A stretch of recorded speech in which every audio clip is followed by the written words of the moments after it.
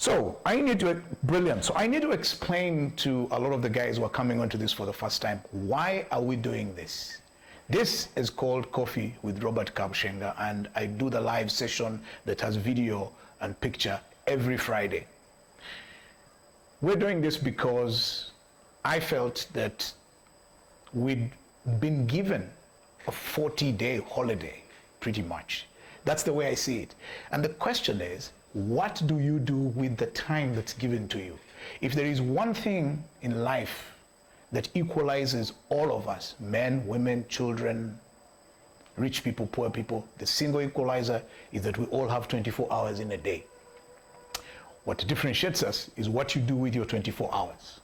And so the question was, what were you going to do with the downtime of 40 days when you don't have to go to the office, you're in your home, you can't move around as easily as you used to before, so there are no distractions. You can either sit at home and complain that you can't go out, you are feeling imprisoned, this is depressing, you have nothing to do, or you can use it to complain about life in general and how things are bad and this and that and the other, or you can actually use it to just entertain yourself and watch all the documentaries or watch all the stuff there is to watch online. Or even better still, you can use the next 40 days to prepare for the life after we've sorted out all of this corona business. This is 40 days when you can reflect, when you can use your time positively. So I decided that during this time, I would put aside some of my time to share with you my experiences, because a lot of you are my followers, a lot of you are interested in what my life has been like and the lessons you can learn, and you asked me to mentor.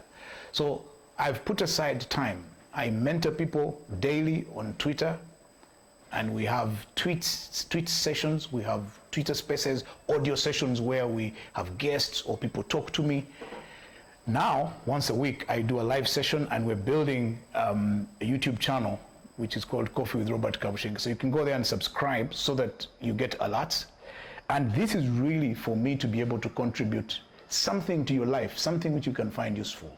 So today, I want to talk about a subject that I think is really important. Some people wanted me to talk again about coffee.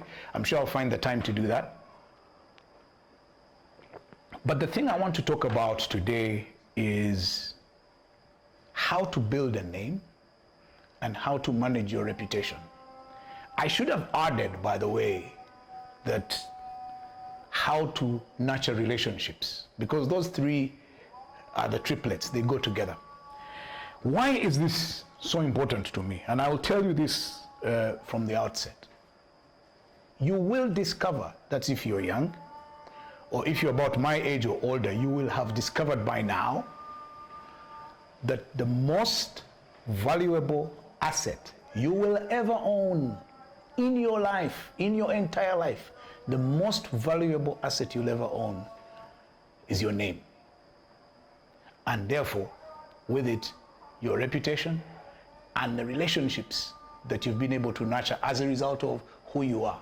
Because your name, the name that people know, the name, the reputation that you have, what it really does for you is it creates a unique identity that people can recognize. And if they can recognize that, then it puts you in a position to either grow, advance, or in fact, actually get into trouble.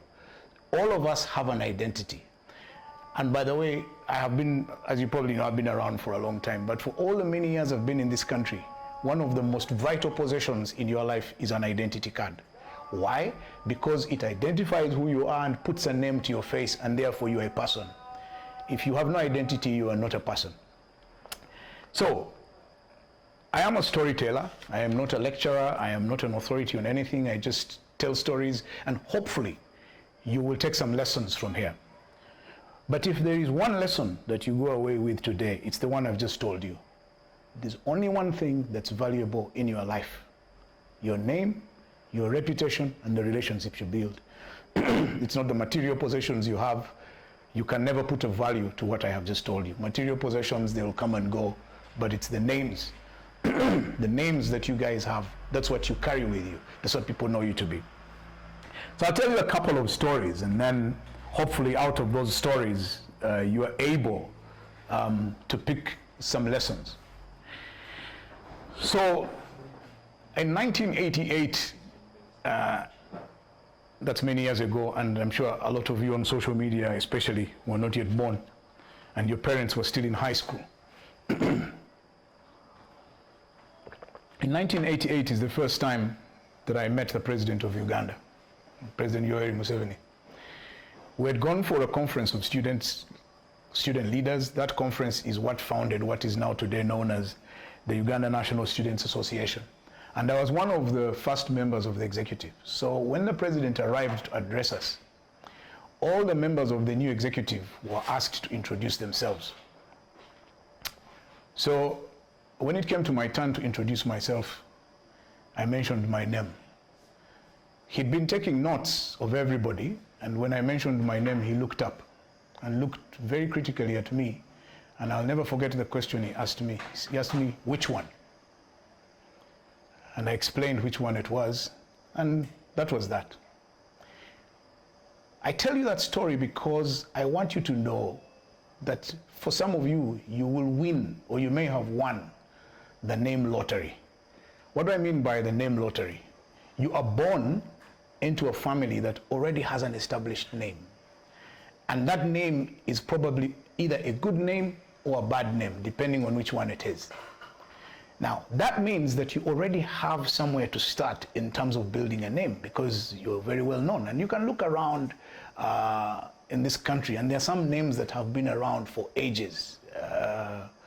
Whether it is either from Busoga, I can think of the Chivejinjas, the Chirundas, the Nkutus, and you can go around the country. From Eastern Uganda, I can quickly think about the Vyachikas. These are names, the Obwangors. These were big names. And because they were big names, the people who inherit those names already have a head start. They don't need to build these names anymore. All they have to do is take full advantage of that.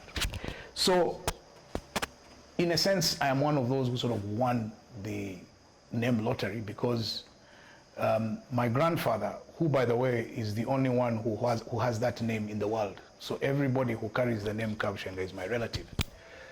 So that meant that I stood out. And everybody or people from the southwestern part of Uganda, those that I met always in my earlier life or in my earlier days, when I would meet them and I would mention my name, they would immediately recognize who it is. And then after that, they start watching whether you meet the expectations of what they know about the family. And so it's important that if you've won the name lottery, you understand, what does the name that you have stand for? What does it represent? And therefore, in your behavior, how do you behave in a way that validates the positive things or the valuable things about that name, or even builds on it? So that's one. That's for those who have won the name lottery. Those of you who haven't won the name lottery, you probably have a different challenge, but you've got to build your name, because your name is going to mean anything. Remember, names open doors, reputations allow you access to opportunities, and relationships is what makes those opportunities work. Please remember this lesson. Names open doors, reputations access opportunities, relationships makes those two makes the opportunities work. So yesterday, was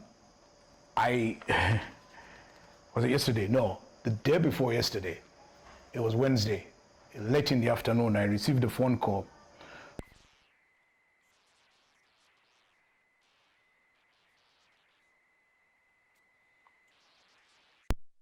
He said, Robert, someone has just picked up your wallet in Kololo. At that point, I hadn't even realized that I had lost my wallet. I said, this is not possible, it's not possible. Then I checked and I actually didn't have my wallet. Then he went ahead to describe what was in the wallet. And he said There were cards, there was a housing finance card, 2 medical cards, and 20,000 shillings. And all of that was true. I said, yes, indeed, it is my wallet. I said, is it a small black wallet? He said, yes. He says, it's a policeman in Kololo, and he has it. He says, if you can go there, he will give it to you. So he told me where he was, and I went to the policeman and picked up my wallet, and I let the policeman take the 20,000 because, I mean, I was shocked that anybody would pick up my wallet and then go out of his way to find one of my colleagues to tell him to talk to me.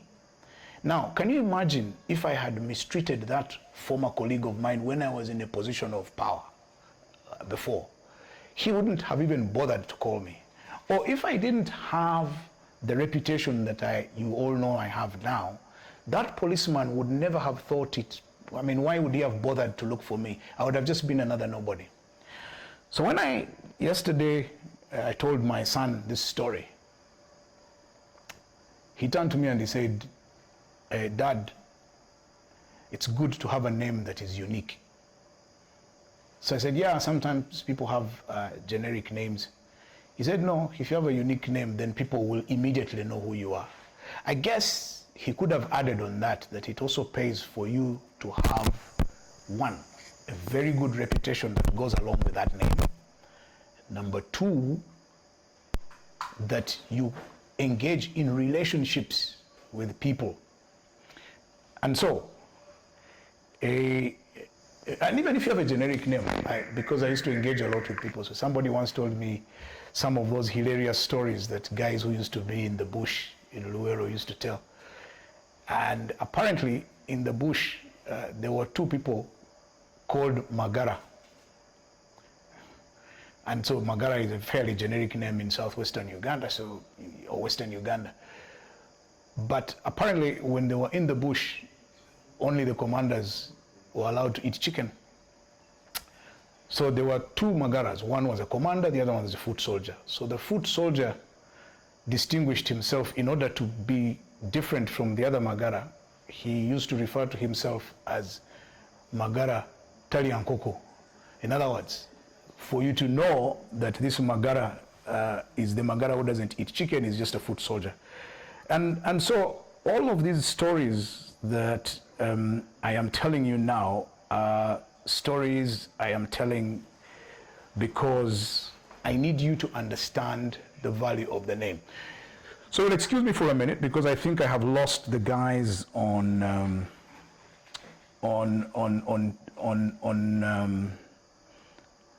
Spaces. So I need to.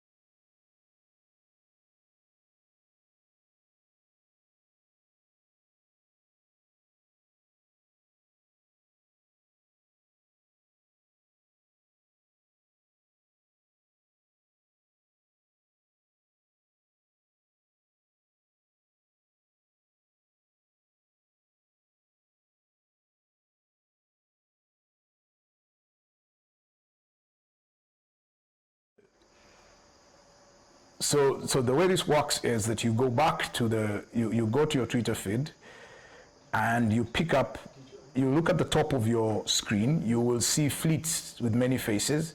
When you see my face,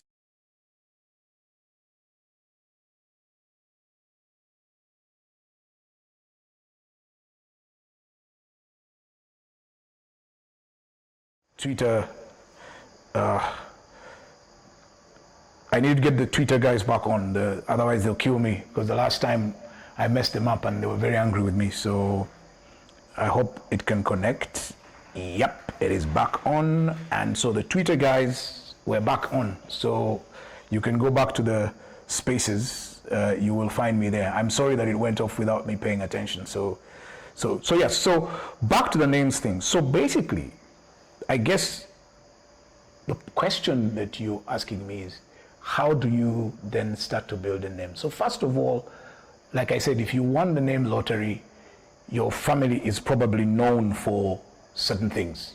So you just have to know what is it that our family is known for, and that already creates an obligation for you in terms of reputation and what your family name is known for. Maybe you were farmers, or maybe you were big business people, maybe you were academics, maybe you were politicians, maybe you were soldiers, maybe you were teachers. That name that you've inherited is normally associated with certain values. What are those values? How does your behavior and the things you do and the things you get involved with, how are they in sync with what your name is known for? So that's one element.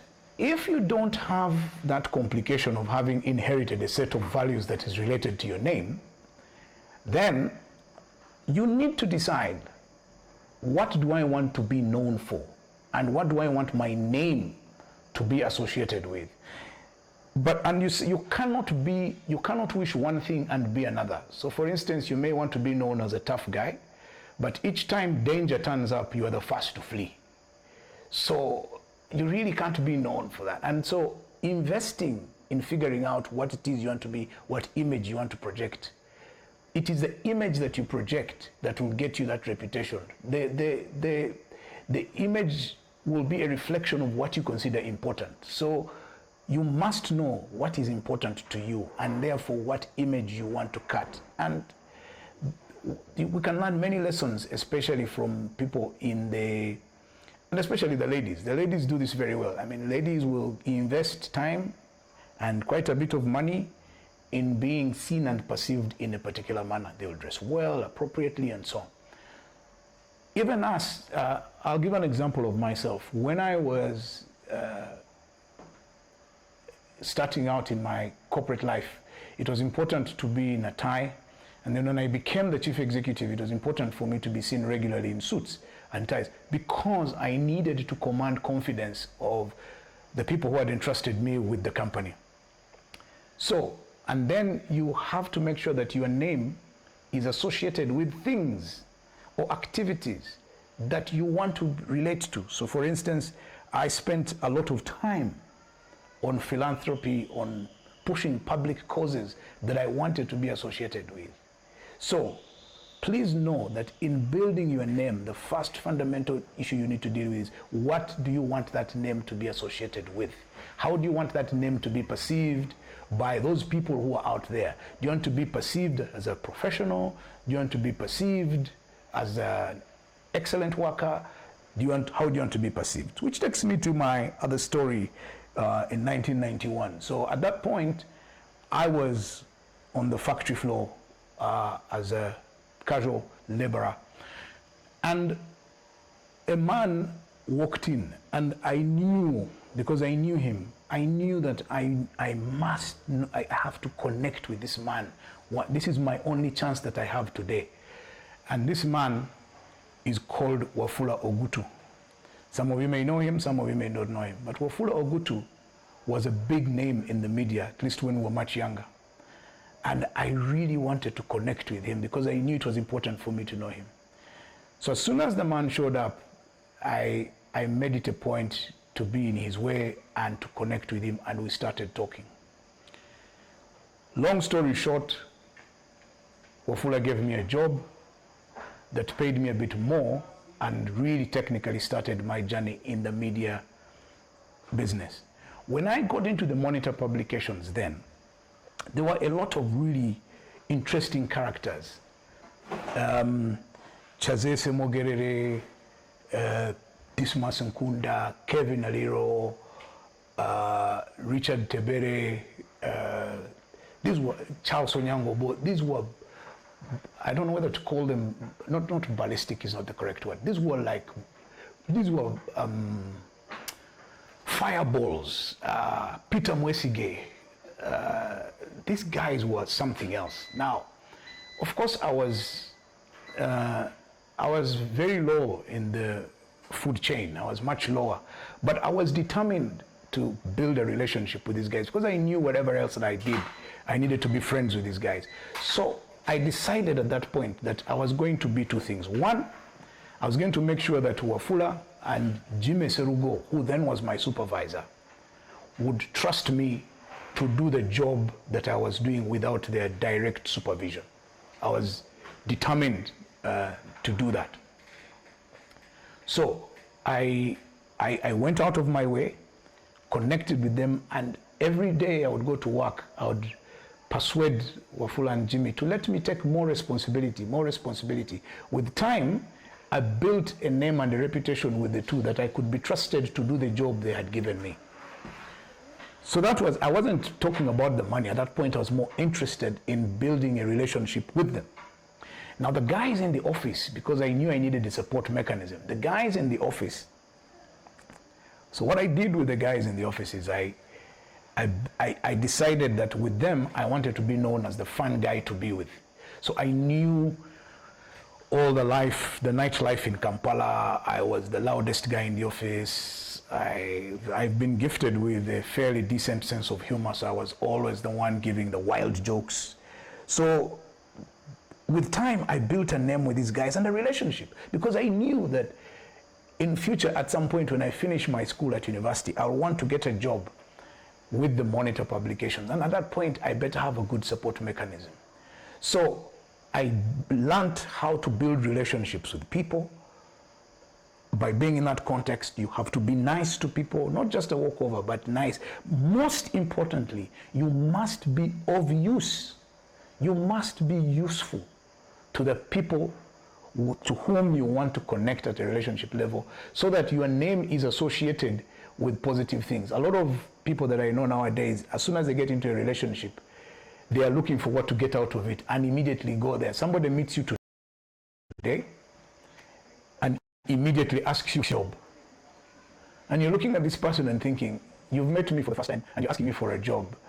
Are you really entitled to, what kind of person are you? So it's important that you take your time and you can benefit from this relationship only after a while. You're not going to be able to do this immediately.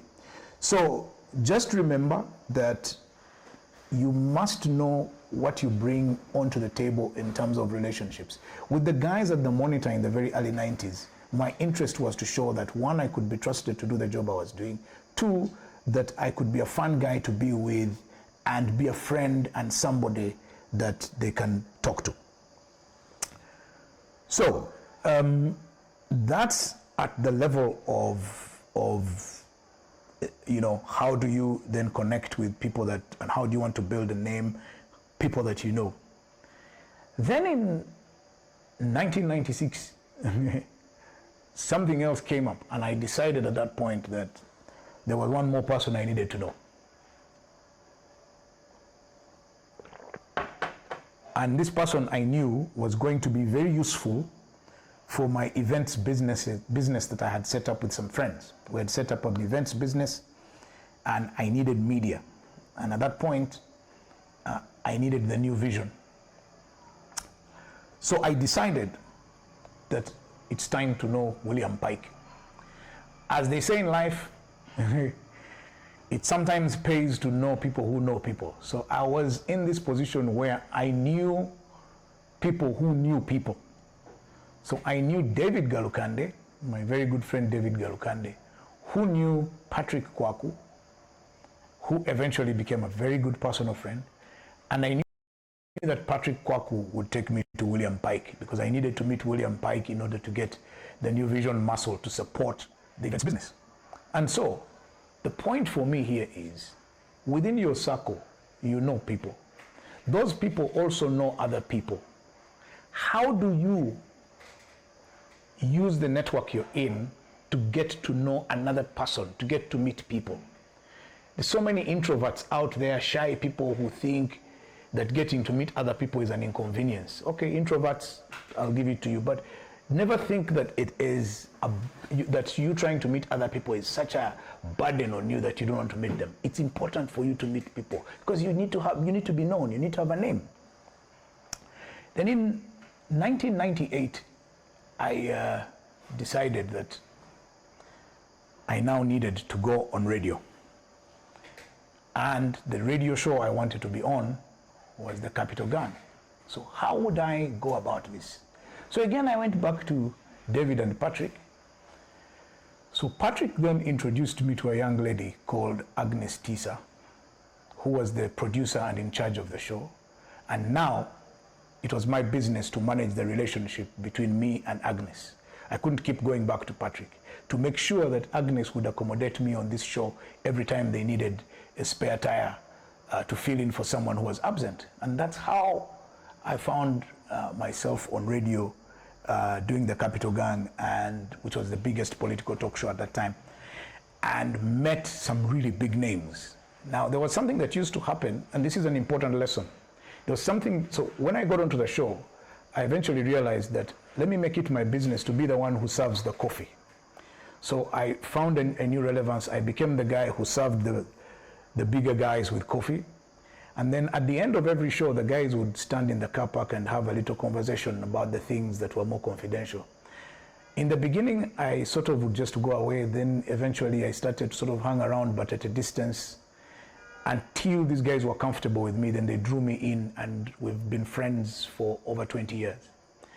To you, the young people, be very careful not to be perceived as being intrusive and trying to quickly and urgently break into certain circles. If you want to connect with the people who you think are important and who you think will be critical for you to advance, or you need these relationships, nurture them. The point is nurture them. Don't get crushed into them. Don't rush. You meet me today, tomorrow you start sending me jokes on my phone, and we're not friends that way. We are, so then you think, then you greet me, then you know, no. You've met me, fine, you've made a connection, thank you. Now let's take this very slowly. I need to be comfortable. I don't know who you are. I need some time. Then there is something else which I learned from somebody who is very senior, and maybe I can talk to him. I can talk about him actually. In my association with the retired Prime Minister, Right Honorable Amama Mbabazi, I spent a lot of time in his company. One of the things I noticed he did is every time he rang somebody, even if that person knew him, when he rang somebody, he had a certain etiquette on his phone. He would ring the person and he would say, "Hello, this is Mbabazi." Now, I learned two lessons from him. I didn't ask him this. I learned two lessons. That one, every time you call someone or every time you send someone a message, make sure you sign off. Either when you call the person, you say, "Hello, my name is Kabshenga," or "Hello, this is Kabshenga," because it immediately tells the other person who they are talking to, and they can decide at that point whether they want to talk to you or not, or it allows them to prepare. So that is courtesy. Number two, when you send somebody a message, always sign off at the end. When you write the message, or even at the beginning, you can say, "Hello, Solomon, this is Kabshenga. Can you help me with the following?" Always put your name in any communication you make. So I get these messages from random people. Somebody sends you a message on WhatsApp and says, "Hello," and then leaves it at that. So I look at it, the number is strange, and the person has just said hello, and I keep quiet. Why should I respond? I don't know who you are, I don't know what you want. It's like a knock on the door. You don't know who's out there. Why should I even respond? Or there are those who send you messages and then send you, "How are you these days? You are lost." That is the most random thing. You don't ever send messages to people like that. "Hello, Solomon, you are lost these days. How are things?" Who cares? If you're getting in touch with me, there's probably another 100 or so people getting in touch with me. If all of them are asking me that, I'll spend the day talking about how my health is. I'm more interested. So when you're sending out a message to people, especially if these are important people with whom you want to make a connection, use your name, and please use your surname. Don't use these generic names. "Hello, this is Moses." Moses who? The one who crossed the Red Sea? You write, you say, "Hello, this is Kabshenga. Now, the person already knows who they're dealing with. Now, if they don't answer you, or if they don't say anything, there's no excuse, because they know you, and you know at that point that this relationship is not going anywhere. I have made the wrong impression. Full stop, move on, go find someone else to connect with. But understand that it's important for you to attach your name to everything you do and to every communication that you make. Because the moment you say who you are, you have now, which then takes me to my next issue, which is about reputation and reputation management. When I used to work in the media, people used to call me because they would be upset and angry about my, stories that appeared about them in the newspapers and things. They would say some of the most interesting statements. Why are you destroying my reputation? You are working with my political enemies to damage me. But there is nobody in the world who is responsible for your reputation except yourself. Your own behavior, your own conduct is what leads to your reputation. If someone else damages your reputation, that's fine. You can choose how to respond. Either you can sit down and complain how they're working with your political enemies to damage you, or indeed it may be a scandal of your own making. Now, at that point, your job is, how do you rebuild? It's your responsibility to rebuild your reputation. Nobody is going to do it for you. No PR people, no influencers are going to help you. It is your reputation, yours, not other people's reputation, yours, your business to manage. How do you want to be perceived?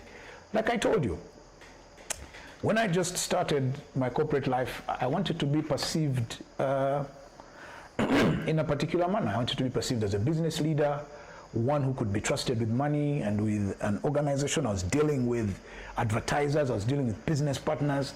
So I had to look the part. Now, after a while, when I had built rapport and my work had been seen and I could be trusted with the results, then I could relax a bit and start to be a bit more less formal, maybe a bit less formal.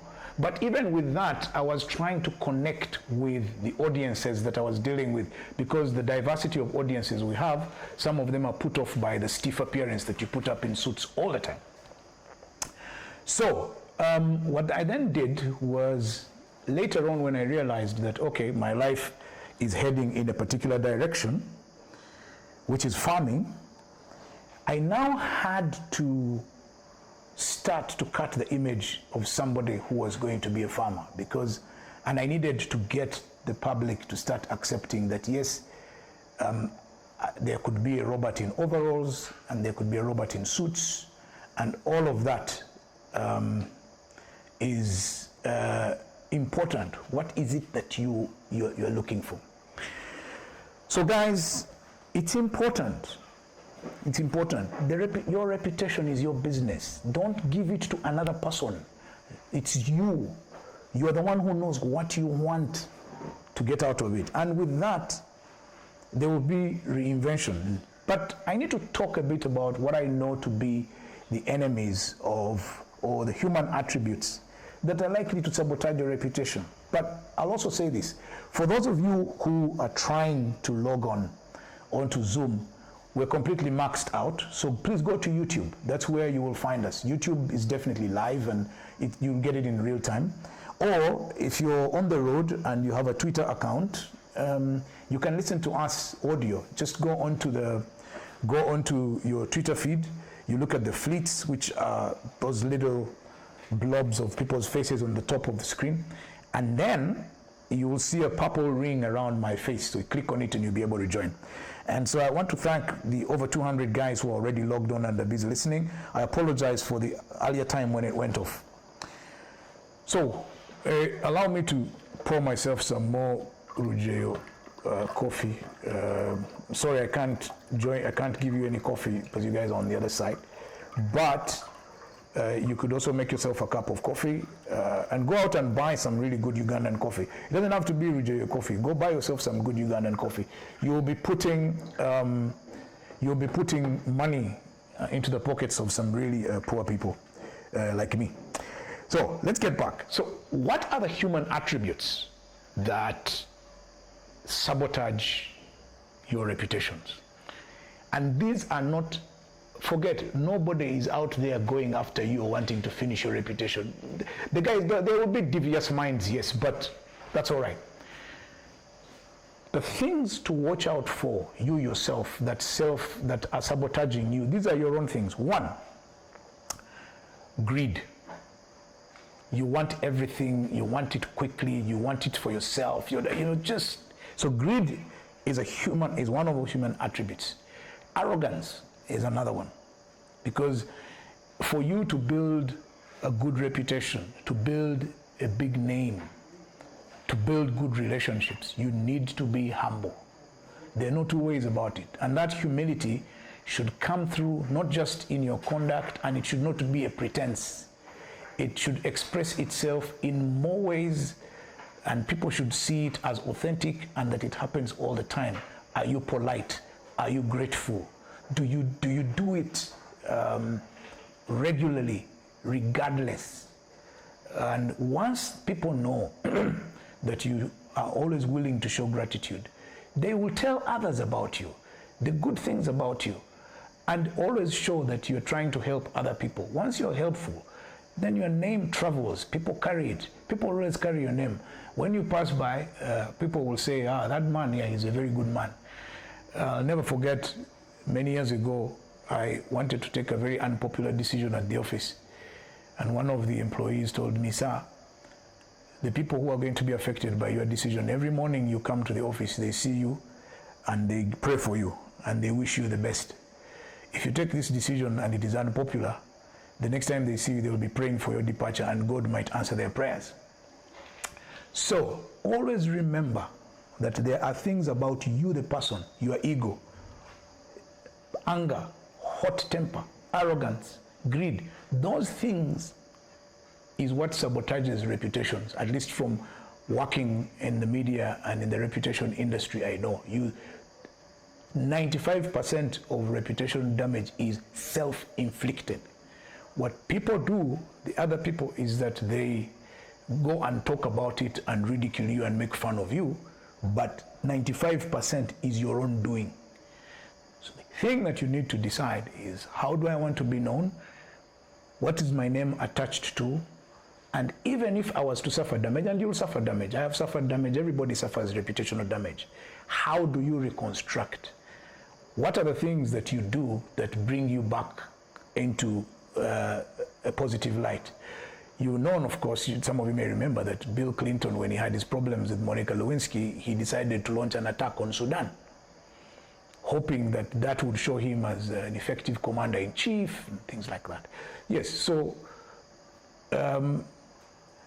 if you are one of those people who has negative traits, the traits are yours. It's you to do something about them. No external people are going to come and help you. So, and I don't want to go into the sort of the details. You guys know it. So you watch, what are the things about you that sabotage you? Which takes me to an interesting situation. So yesterday, during one of the discussions, I think it was Michael Niitejeka who raised this issue. He said, today your CV is your digital footprint. A lot of you are out there on LinkedIn and you are telling too many lies about yourself, how you are this, how you work under minimum supervision, and yet when there's no supervision, you run away from the office, or you're busy on social media, you own company time. I used to do it, so I know. So one of the areas today which is interesting for reputation management is social media. You can make or break your own reputation. And I've seen and watched a lot of people who are damaging themselves, unfortunately, because they're not very clear about why they're on social media, which audiences they're talking to, why they're talking to those audiences. They're busy doing so much damage because they think they're being entertaining. So let me start with just simple basic things. Some of you are very big on social media. The problem is you are there because you think you're going to be an influencer. Now here's the problem. A lot of you are on social media with funny names, false names, fake names, names that people cannot connect to. They can't relate to you. And I'm going to use a very simple one of my good friend whom I've just made friends with him on Twitter, Yuga Man. So you're known as Yuga Man. So can people outside of your immediate circle connect with you as Yuga Man? Because people are looking to relate to a real person. Or there's another one, and I'm not making fun of these guys, there's another one who goes by the name of Mad Mudokolo. So you already are defining yourself by the way you are projecting yourself in public. And then the other way you guys are sabotaging yourselves on social media is you think that you are making a name by getting into fights on social media. And then because immediately you don't feel the immediate impact, all you're doing is you're sitting behind a keyboard, you say things without thinking about the consequences. Now you might be insulting your next employer or your next business partner or your next investor.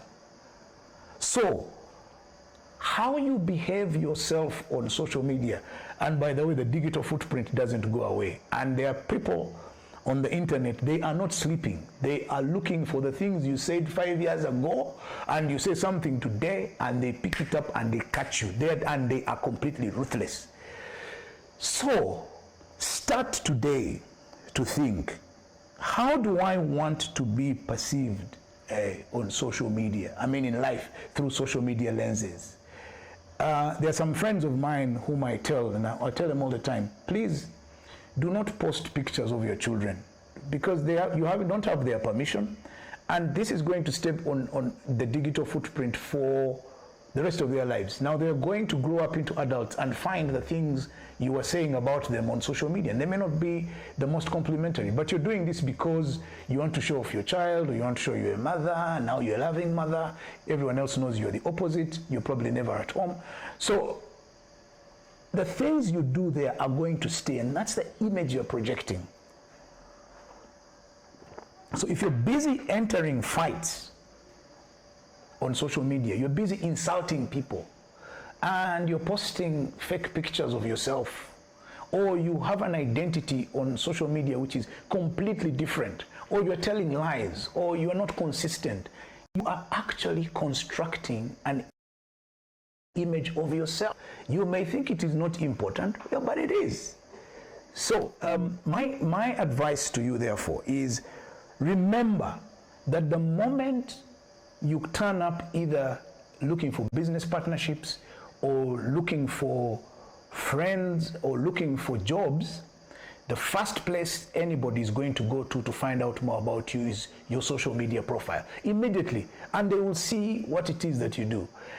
I got an opportunity about a month or so ago which came my way, and it went because the people who were supposed to make the decision went onto social media, and they found that I have a very active life on Twitter, and some of it is quite combative. And they felt that that was a reputational threat to their organization to be associated with me, and they let it pass. And I said, well, for me it's fine, because this is who I am and this is how I will be. So their expectations of what I was didn't match what I am actually. So I'm not telling lies of who I am on social media, that's who I am. But I want you to know that what you do on social media, the things you say or do there, that's your CV. You can now go and put 19 pages of a CV telling lies how you can work under minimum supervision, or you have done this, you've done that. Nobody really cares. They just go to find out, what were you doing on social media at 18? What were you doing on social media at 25? So if you are busy posting nudes and things, that's who you are. You've already told the world who you are. I guess what I'm driving at with this story is very simple, that mind what you put out for public consumption, because That is, you're telling the world who you are. Whether it is what you say, whether it's images of yourself, whatever it is. And that will prove important at a certain point in life. The third point I really wanted to make tonight, I will tell you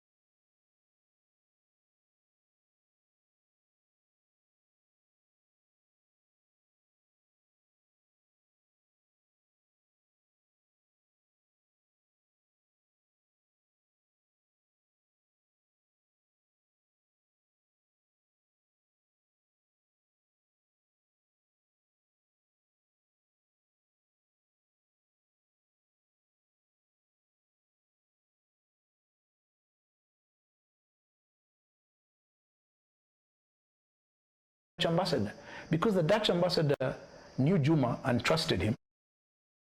So he agreed to the partnership. The Dutch ambassador then called the manager of KLM, and because the manager of KLM knew the ambassador and trusted him, so they all agreed, and within a space of 1 week we had a partnership and launched one of the most effective activities that I have ever done in the media world. That came from relationships. Otherwise, all those people, I would have had to write proposal after proposal after proposal, and which would probably have wound up in the trash can. But because of the relationships I had invested in with Juma, because of Juma's relationship with the Dutch ambassador, because of the Dutch ambassador's relationship with the KLM guys, we started a partnership. That's how you get things done. I had to do something last year, and I needed a lot of permissions and clearances. And the only way I got around to that is because I knew individuals in each department that I could call on, and I would call and say, hello, this is Kabshenga, I have problem X, Y, and Z. Then they would say, bring the letter now. Then the person would also offer no, said, now I'll actually send it to the next department. And I ended up getting all the permissions. So how do you build relationships? One, how do you talk to people? What language do you use? And as I said, are you intrusive? Do you show respect to people? Do you respect people's spaces? Or are you in such a hurry for the relationship to benefit you that as soon as you meet Kabshenga, the first thing you ask him is, I want a job at New Vision, or I want a job on your farm. I don't even know what you look like, but you're already asking me for a job. How?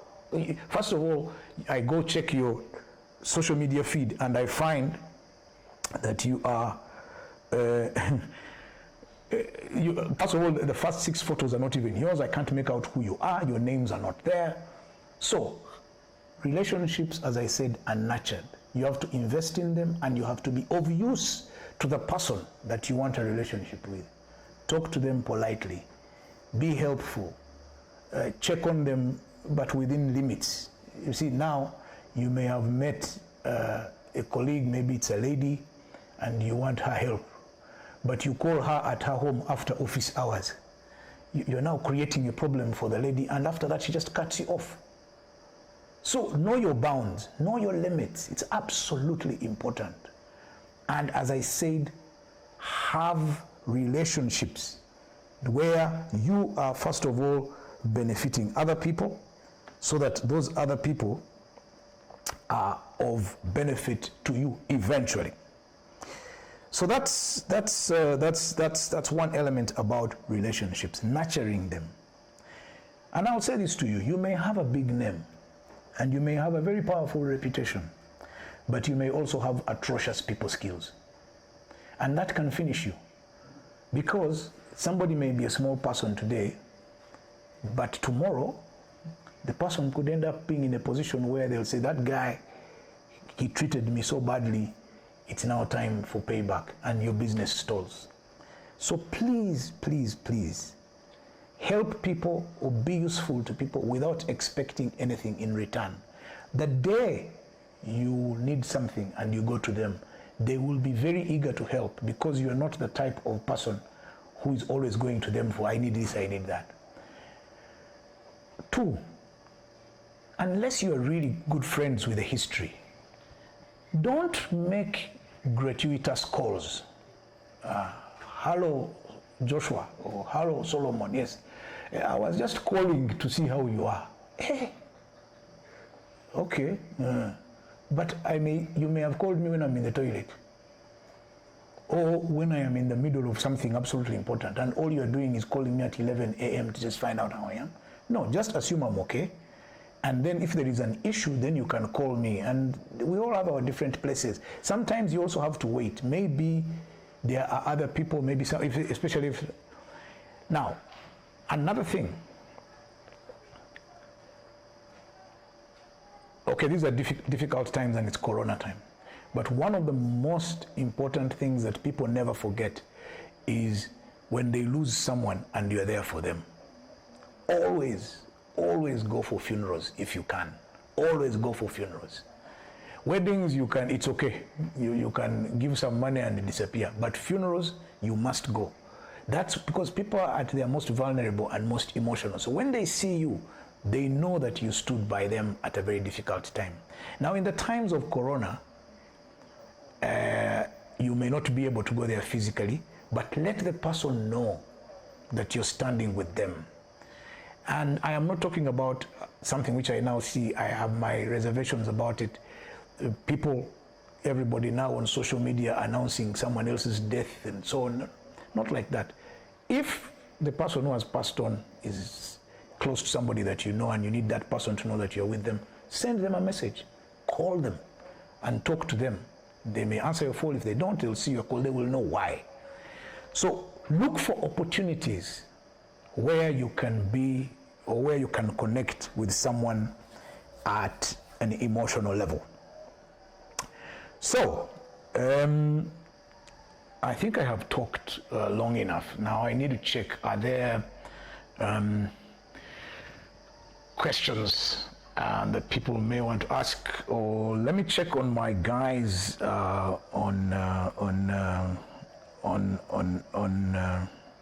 oh, so even my guys on the Twitter Spaces. By the way, people are asking me, what are Twitter Spaces? I've explained that.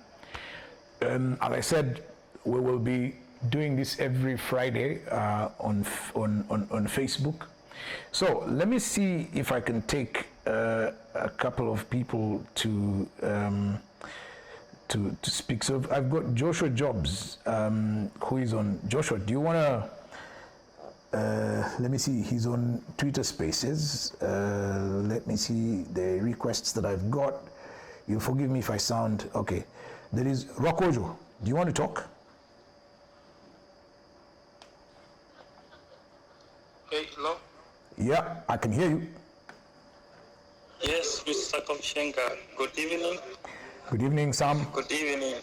Good evening, everyone. This is Joshua. Oh, Joshua, go ahead. Go ahead, Joshua. Yeah. My question is all about what you said about relationship. Hello? Yes, I can hear you. Go ahead. Yeah, about relationship. Yes. And the way that we can limit, the way that we talk to people, and the way that you can go in for funerals and all, and also I just wanted more info about that issue of a relationship. You talked about that when you have maybe I have as in for me, I have my friends some real mature people and then be positioned. Yes.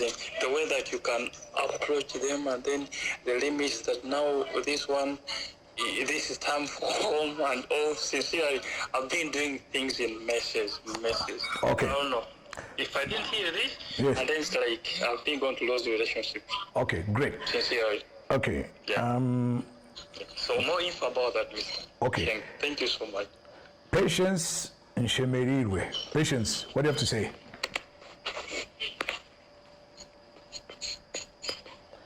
Patience, are you there? I think we may have lost Patience. Hello? Yeah, Hello? Patience, we can hear you. Go Good on. evening, good evening, everyone listening in. My name is Shemeli Patience, and I would like to first thank Mr. Robert Kaushenga for this initiative. My major concern as an individual is there a possibility that you could let us, the listeners, talk, maybe have on a particular cause, you could listen to us, what we have to say, and be like the guiders, respond to a particular thing that we're talking about. But is there a possibility that the people that are listening in could be given a platform to address a particular cause or a particular issue? Then you can guide us on something. I don't know. I understand. Thank you. I understand what you're saying. So, Yeah. Dennis Wakijiri. Dennis, are you there? Dennis. Okay. Yes, Mr. Kaushenga. You wanted to say something. Yeah, my name is Dennis Wakigiri, and I happen to be outside of Uganda. For me, I'm inside of Uganda. Yeah, I'm in Toronto, Canada, but I'm really very grateful Wow. for this Okay. chance. You see, I was on the space yesterday, and I said I can't miss today. I'm a youth, 26 years, Okay. but I have to be honest to the youth that are listening to you today. This is the best opportunity we need as youths to know where to go in life. One thing I've noted about the new country I'm in is the youths get a chance to be mentored by people who have seen it all. So I've always been looking forward to such opportunities to come to the youth in my country. And once I landed on your space, I was like, I have to set an alarm so that I don't miss this opportunity. So I need to encourage the youth on this space to continue looking forward to such initiatives, because this is what we need. We are a young country. The population in Uganda, like, we are so young. Like, when you compare the majority of the people, actually Africa in general, but we don't get such opportunities to get men. Oh, sorry. Goodness, I messed that up again. Ephraim, what do you want to tell me? Okay, thank you so much, Robert, for everything. We are really picking the points as well. Also, you talked, you told us the point of respecting, like, other people, maybe if at all we want connections and every stuff like that. But sometimes you find maybe like you 26, 27, and you want maybe to connect with a person who is in his 50s, 40s, maybe you're done with studying. He's like, okay, you want a job, submit your CV and every stuff. But some of them, maybe they don't go ahead, maybe connect you to some other people. Or when you try maybe to bother them, they be like, hey, you still young boy. And in fact, you find that you have responsibilities even that are older than you. Maybe you have elder brothers or like young brothers and sisters, or at home you're the one who is taking, yet you still young. So how do I go that situation, like to be patient? How do I be patient on such? All right. Now, let me just check. Okay. I've got, so let me answer some of these questions, and then I'll come back to you guys on Spaces, but there are also some questions that have come onto the screen now that I need to talk to. So the question of relationship management is coming up, especially with older people, and Elijah Chisembo is asking, sometimes to build relationships you need to be bold, bordering on intrusion. How do we balance that? Can you help us to map out how we should manage these relationships? I am going to talk about the way that I did it myself.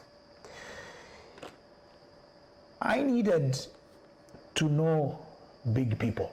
And by 1998, between 98 and 2000, I knew I wanted to know about these people. Now remember, these people have people around them who know them very well. So it pays to ask. For instance, what does somebody like say, I'm going to talk about people that I knew that I went out of my way to build a relationship with. You first of all want to find out what is by nature and character somebody like Dr. Rugunda. What's it about him that he is? So you know that Dr. Rugunda is an affable man. He likes to talk to young people and he likes to encourage them. So you can be a little more free with him. Then, and I'm using this because I know them. I know they'll kill me afterwards. Then you have Dr. Chionga. And you know that Dr. Chionga is to be drunk slowly like hot porridge. So then you drink him slowly so you don't, because I'll use a local phrase, you've got to be able to balance between to somebody and what we call kamanyiro. In other words, at what point do you cross the line of your space? So there are some people who will be open to even joking with you, that's fine. Others, you know, in my place, they say, "Onomujenda humpora," translated directly as you go on the person slowly, because these are big people. They've built their reputations. You don't just crash into them just like that. So if you want the relationship, as I said, to be useful to you, study the person. What are the things that this person likes and doesn't like? And they'll always show you. If they don't like somebody who talks out of turn and talks too much, keep quiet when you're in their company. Listen to them. Don't talk too much. If they're the conversational type and they like you to tell them jokes and entertain them, do that. But remember that the relationship will be you're just an entertainer. So you've just got to understand, for instance, you've got to, and it's your responsibility to invest. What is it about Kabshenga? And how can I connect at that level? It's your responsibility, it's your job to find that out. Nobody's going to tell it to you. And as I said, don't be in a hurry to try and get benefit from the relationship. That's why I gave the example of saying, as soon as you start a relationship, don't look for a benefit. You meet a minister, and the first thing you're asking for is, can I have a job? Or can I get this? Can I get that? But what are you bringing into this relationship? Just parasitism? You've got to bring a benefit. What is the benefit? Even if it is entertainment, fine, but bring a benefit that people, that's how you will get access regularly. Otherwise you get cut off. If you're of no use, nobody wants to talk to you again and you never make that phone call. So the thing is that you make sure that you invest in knowing the other person that you want to relate to. And these days, it's very easy to know. And as I said, don't just rush. Some of these bodyguards, you may rush to go and talk to the person. And some of you, this is another thing I wanted to point out, actually. I don't know how it slipped me. Some of you insist that I want to be in close proximity to you so that you can be my mentor. No. It may be that I don't want anybody around me. So find ways of learning about the people that you admire, the people with whom you want to enter into a relationship. Then move slowly. And I'm sure all of you have partners. How come you're patient with your partner? You bench, you go and before she eventually agrees, you walk for months and months. Why aren't you willing to invest in that in other relationships? So all relationships require, as I said, nurturing. And now somebody then asked me, said, I think it was in Shemerire, who said, how do I organize a platform for you guys out there to talk to me? I'll try and look at how to do that next week, so we can set aside a day on Spaces where you do the talking and I do the listening. And then if I have something to say to you, I will say it. If I don't, we shall find people to address them. That's easy to organize. So I will do that. I'll sort that out next week. And then, so somebody says, how can a damaged reputation be restored? Now, this is what I know. It is going to take a very long time before you can restore it to where you are. Don't think you're going to damage your reputation today and then you run around carrying babies, donating things, and hope that after 6 months of doing that, it happens. What I'll advise you is the first step of a damaged reputation, at least from my point of view. If I was your reputation manager and I was advising you, I would advise you first retreat, especially withdraw from public circulation, and first assess how much damage has been done and in what audiences have I been damaged. You may even find that actually it's not damage or what you think is damage. There are a couple of people on social media who made it a habit to attack me and say all sorts of things about me. And my decision at that time was just leave them. And people would come to me, these guys are damaging. I say, no, I have assessed this and this is not damage. With time, so that was my action. But if indeed you've done something that has destroyed your own reputation and it soiled your name, the question now you need to ask yourself, first hold back and think, how bad was the damage? Which people? Can I start with building? Who can help me in this building, this reputation? How long is it likely to take? My experience is that it takes minimum 2 years for you to get back to what took you 5 minutes for you to be destroyed. So be patient, avoid behavior and things that would confirm that perception. With time, people will judge and say, but maybe this guy was wrongly accused, or when they see who you actually are. And it will take time for people to see who you are. And if your reputation and your name is so important, then caution. Because everything is down to your behavior. Have you behaved in a way that leads to this kind of situation? So, I will now go back to my guys on Spaces. And I think, Susan Muhoza, you can now say something. Susan, I want to hear from you.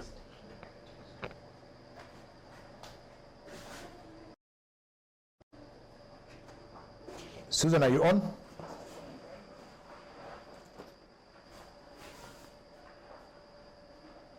Susan, you need to check your mic and see if you can speak.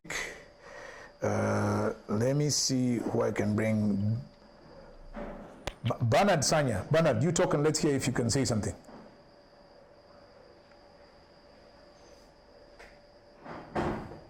Oh my, have I lost my guys?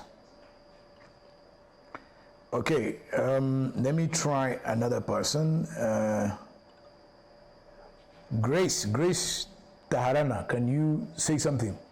So I want to see if, guys, you'll forgive us. We're also learning this technology as we go along, and we'll eventually figure it out. Don't worry, what matters is what we have to say. So with time, we'll figure this out. Hello? Hello. Who is this?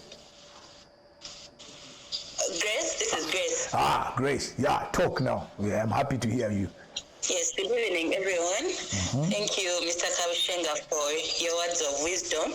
Mine is around social media. You mentioned how very many employers and future, partners can check your social media to gauge the kind of person that you are. And for me, my question is around people who don't actively engage on social media. Does it have any sort of effect with future employers and things like that? Great question, Grace. And the reason I'm saying it's a great question is it is something I had forgotten to say. If you're looking to establish your reputation and your name and who you are, this is perhaps the best time in the world ever for you to be known for what you're doing and the things that you do. And so being on social media and being very active and being known for doing the things that you do is now so important because it's the place that people go to establish who you are. There are people who have built reputations and names from social media. So learn from them and how they've done it. I can give you what I think are two powerful examples. There is a young lady called Esther Karenzi. Esther has built a name for herself as a trusted name who does philanthropy, and she champions all sorts of causes. So because of what she is and how she has done it on social media, people know, and people now are willing to participate in things that Esther does. So Esther Karenzi is a good example of why you should be on social media as a young person and be known for things that are useful and helpful. The other one is, of course, somebody that I know very well and we always engage in banter, Sima Sabiti, built a name on social media. And although you call yourselves influencers, you're really, what you've done is demonstrated that you have a presence, you've shown your abilities. Another person I have been watching is Esther Virunji. Esther is slowly building a reputation as an effective communicator. There's another one called Methia. She interviewed me. These are all people, young people that I see now. 10 years from today, when those people are successful, and I know they're going to be successful, you'll be wondering how they got there. They got there because they understood the opportunity of social media and how that helps them to build a name and a reputation. It means they now don't have to explain themselves when they go anywhere. When they go anywhere, they'll just stand up and say, I'm Esther Karenzi, I do this, and everybody will know and check. So it's important that you get into social media and engage actively. So that's what I would say. And then, you see, this is what I said about names. I've got somebody here who goes by the name of Ngaruye Farm. Now, today I want to see and know how a farm can talk. So Ngaruye Farm, you talk and I hear you. I think I may have been right. Ngaruye, are you there? By the way, guys, on... Yes. So what's your real name? Yeah, my real name is Mugabi Hamza. Hamza, what do you do, Mugabi? I'm doing dairy farming in Barara. Mm-hmm. So my question was, is tagging someone a problem? Like when you tag someone, he or she can feel that bring that Kamanyiro. That's what I want to know. Exactly. Thank you. You've nailed it. A lot of you tag people in nonsense and in conversations or things that have absolutely nothing to do with them. And so you are busy tagging them in useless jokes, in useless conversations, and then the language that you use is so atrocious, somebody can't even make out what you're trying to say. Don't, in my view, don't tag someone in a conversation that doesn't concern them or if you don't know them. One of my rules or one of my etiquettes on social media is I do not tag people I don't know, and I don't tag them in conversations they know nothing about. However, if I find that somebody has said something very interesting that I have an opinion about, that's one way to connect with the person. Respond or make a comment on what they've said. If they're very active and engaging, they'll read your comment, and if it's intelligent or if it's funny or whatever it is, they are likely going to engage with you, and with time you'll build a relationship with them. But some of you, as soon as a person who is fairly prominent or whatever starts talking, the first thing you do is respond to their post by abusing them. Now, why on earth would I now want to relate to you? The next thing I do is just block you. So you've lost the opportunity. And then if you tag me, for instance, if you tag me in something, let me think of something that I have absolutely no interest in. And then I'm wondering, where are you coming from with this? Why are you even bringing me in? Forget it. I am not going to be interested in anything that you say. And in fact, there are lots of people, I see them, they make silly comments or they make wisecracks. I look at the thing, the first thing I do is I hide your reply on Twitter, and the next thing is I block you, and that's the last time I'll ever hear from you. I don't need you, really. All I'm saying is, if you're the one who needs to connect with me, you now make yourself acceptable. And ways to be acceptable is not just tagging me in everything because you've made a comment. You can even ask me a question. Say, Mr. Kabshenga, what do you think about this? And say, okay, this person might have an issue, let me respond out of courtesy. And then out of that, a conversation emerges. But don't be, I think the word is gratuitous. Don't just pull people in because you're thinking you'll access their audiences. Another thing that people do, which I find, is there's too much broadcasting on social media. People just post things. You find somebody has posted 20 things in a day, all of which are not important. But they're there busy posting and tagging others, busy posting and tagging others. Invest in understanding. Who do you want to talk to? What's your audience on social media and what do you want to tell them? And is what you're telling them important for them? And if so, then you can tell them. And if they respond, then you engage with them and be useful to them. That's it. If you don't have anything to say, find other people. That's what it is like. Let me just check and see if there is other questions that are coming in from Zoom. Someone just complained. I don't know if we managed to get it back on, but YouTube is off. I'm sure they're working on something.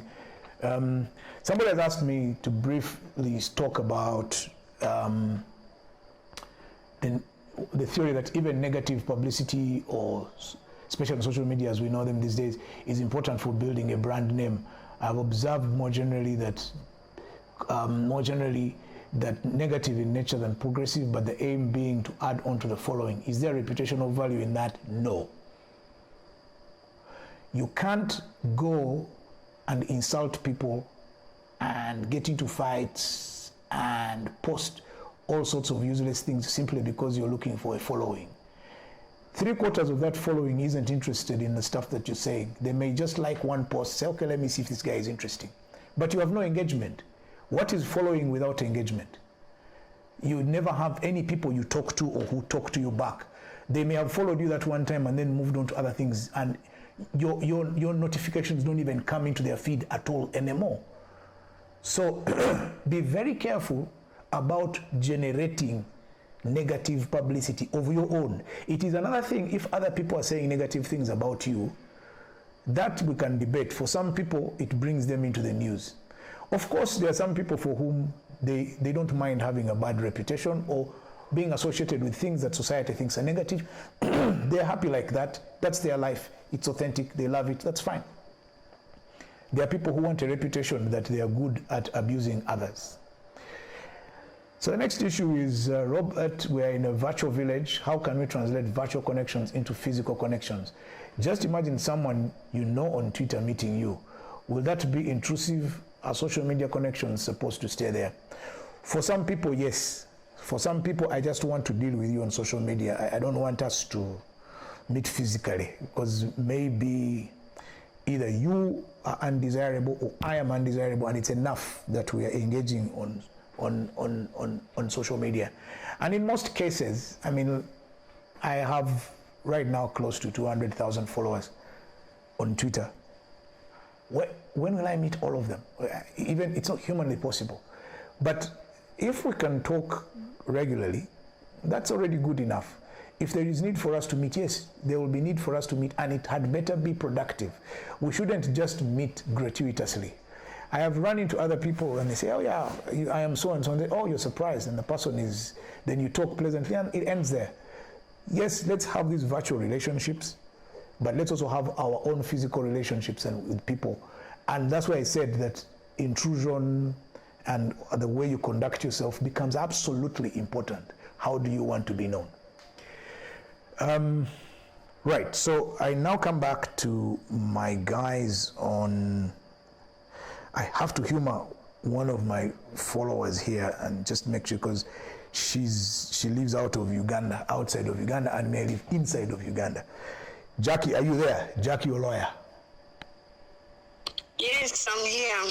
Hey. Thank you very much, Robert. How is Germany? Germany is fine. It's been sunny today. Okay, good. The weather is good. It rained a lot the last 2 days, but we are fine. Good. COVID is picking up again, but we are fine. Remember to wear a mask then. Robert? Sorry? Remember to wear a mask. Yes, it's mandatory when you're on the streets. Okay. Yeah. Okay, I have one of the questions you've already answered. That I wanted. The first one I wanted to second what Patience said. That asking and then you be on the receiving side to answer the questions. Maybe for the audience to interact. And then secondly, I would like to make a question in a comment. Okay. And this is about the building relationship or friendship. But this is a new era. We have like cross-generational friendship, and you've tried to give a few examples with Dr. and stuff.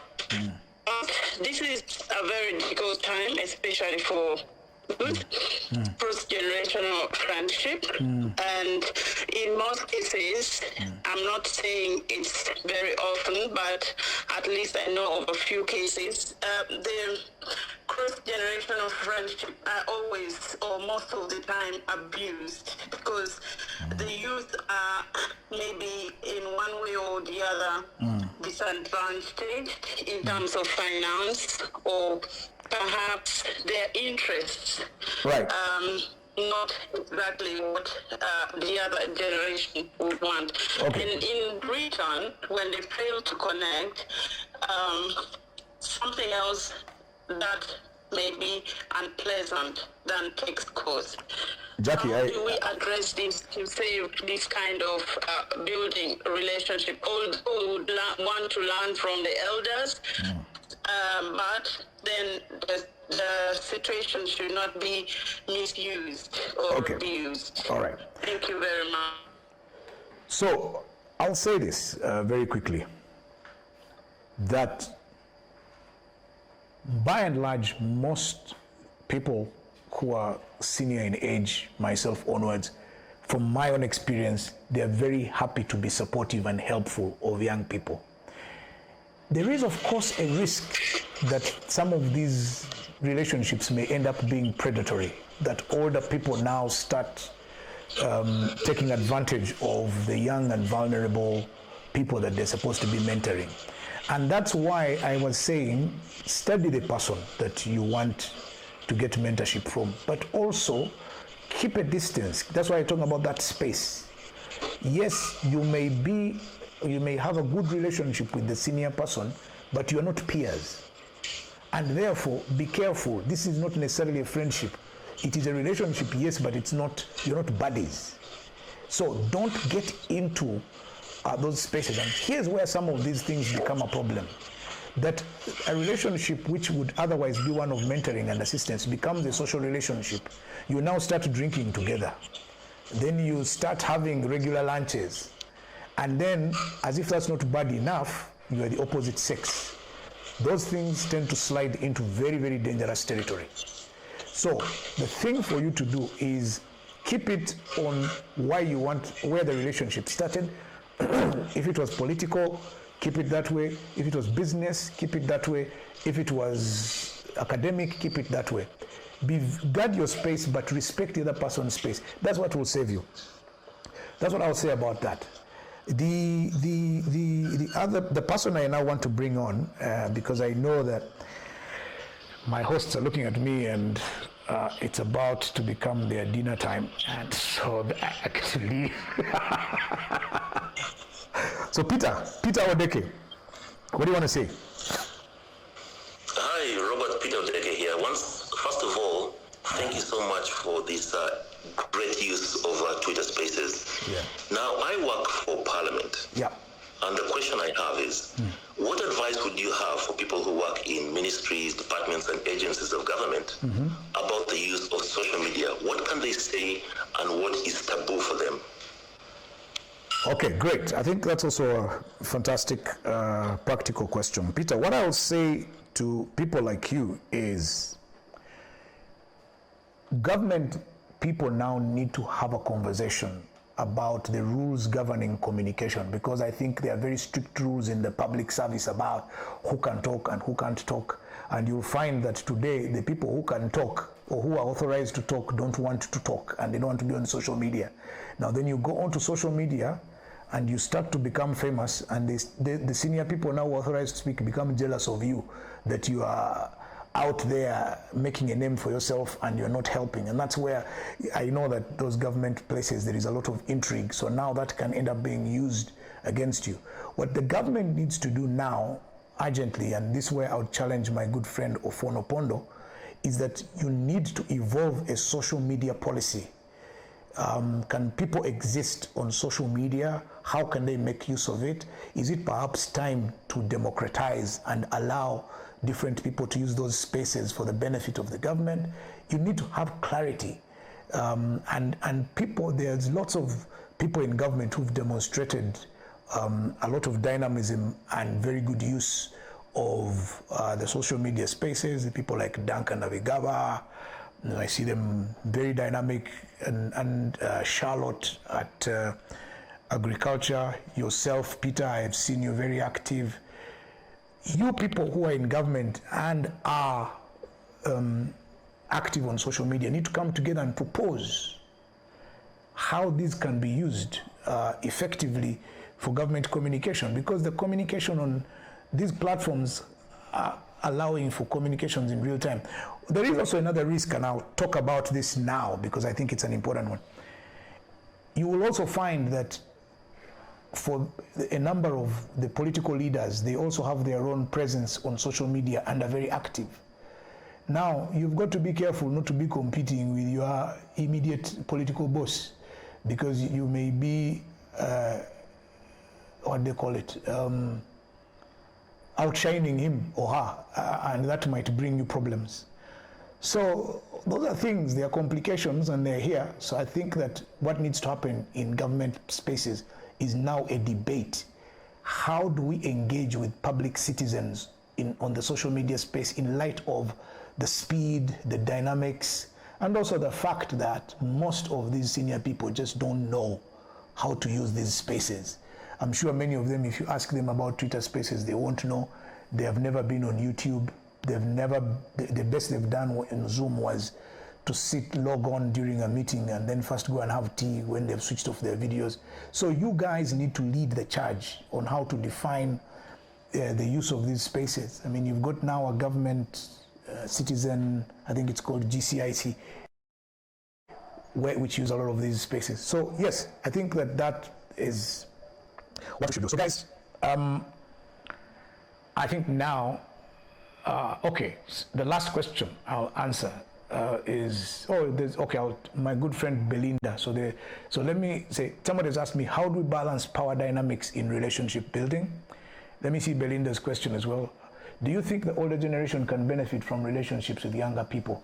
Can the old be mentored by younger generation, and do you have younger people mentoring you? Yes, Belinda. The guys who are mentoring me in Twitter spaces are much younger than me. Cheyune is the one who taught me about Twitter spaces. I had no idea. Cheyune goes by a very weird name on Twitter. He calls himself Kwenga. I don't know how he manages that. The guys I am working with to do the whole of this lives thing on YouTube and so on, these are very young people. They are the ones who have taught me about engagement. They are the ones who have taught me about how to bring audiences in spaces, the language. So I get mentored even by my teenage children. They are mentoring me and they're telling me all of these things that are happening in the technology space. So that's where now the relationship between younger and older people matters. And then I go into also combine this with Elijah's question about power dynamics. There are things which you as a younger person bring to the table that older people don't know. Like for instance, you are very versatile about technology that older people don't know. So if you show them that you're going to make their lives better and easier by managing, for instance, their technology side of things better, then you bring a benefit. So for me, I need to be, and I seek out younger people. They don't know that I am seeking them out for my personal mentorship, but I am. I'm seeking them out because they are taking me into the world of the future. Otherwise, I can be very irrelevant very quickly.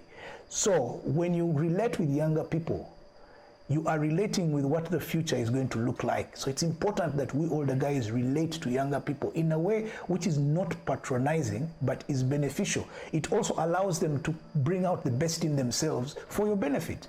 So yes, allow young people to mentor you. And then the power dynamics. Unfortunately, Elijah, if you run into an egocentric person, then the power dynamics become complicated because that person is only thinking about themselves and protecting their powerful position, but also because of the rate at which the world is moving and evolving, those types of people become irrelevant very quickly because in about 2-3 years, their job may disappear and then they now need to work with you. So today, you may be very powerful and looking at younger people and thinking they don't matter. In 3-4 years, you probably won't be in that position of power. And these younger people, I mean, look at Parliament today. Parliament today is full of very young people. Cabinet is full of very young people. These are guys who were in school only yesterday and came into the job market. Now we have to call them honorable. We have to respect them. So I think that for me, that defines how to build relationship. The rest of these conversations, guys, we can have them on other platforms. The crowdfunding question and investment clubs, I'll pass that on to Richard on Twitter, and Richard will definitely answer you on that. So guys, thank you very much. That was my session. It was a bit all over the place. We had technology hiccups, but you've got to understand that this is the beginning. It's just the start. Eventually, we're going to get the hang of this. We'll get it right, and will be more beneficial to you. This runs for 40 days. It's very regular. Every day on Twitter, we do a spaces, we do tweets, and then I am also working, I'm going to work with Solomon on this. We need to get all those conversations and see how to upload them on the YouTube channel so that you can listen to them, the ones that we have on Twitter. It's something about how to get to my archives. I'll fix that up. And then, you know, you can also go back if you missed certain portions, you'll find them on YouTube. It's been recorded, it will be uploaded. And guys, really spend your time these next 30 days usefully. Don't waste this chance. You are on leave and you're being paid for it. Some of you, at least most of you, make good use of it so that when you come out of this, you are the better in more ways than one. Plan. Today is 2nd of July. We're right halfway the year. You have 6 more months in which to make this year work for you. Plan for those 6 months in the next 30 days. For me, it is thank you to Solomon and the guys at Apt Media. Fujis, thank you so much for hosting this. The guys who joined me on Spaces, I think you were like 400 of you who were listening in. Thank you very much for spending your time. I'll be more disciplined and more structured next time, but most importantly, I'll be as useful as I can possibly be. Have a good night, stay safe, wear a mask, avoid crowded places, exercise, sit in the sun, and one day, together, working together, we shall break the whole COVID situation. Have a good night and thank you guys.